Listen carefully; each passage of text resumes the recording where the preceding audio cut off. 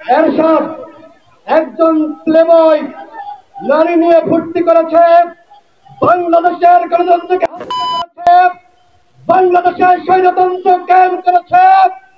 সেই এরশাদের জাতীয় পার্টি বাংলাদেশে কিভাবে 90-এর পরে রাজনীতিতে পুনর্বাসিত হলো, এর দায় রাজনৈতিক দলগুলোকে নিতে হবে। সেই সময়কার নেতৃত্ব ভুল করেছে।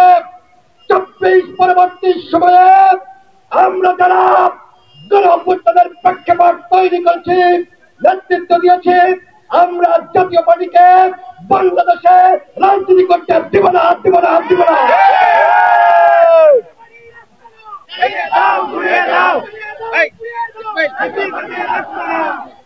আওয়ামী লীগের কেমনি ভাবে বিদায় হয়েছে, আওয়ামী লীগের সাংগঠনিক কার্যক্রম নিষিদ্ধ হয়েছে, ঠিক একইভাবে জাতীয় পার্টি এবং 14 দলের সাংগঠনিক কার্যক্রম প্রজ্ঞাপন করে নিষিদ্ধ করতে হবে।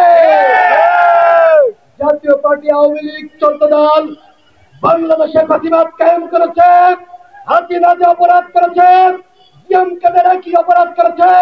সুতরাং ওই হাসিনা, জিএম কাদের, আওয়ামী লীগ, জাতীয় পার্টির 14 দল বাংলাদেশে রাজনীতি করতে পারবে না।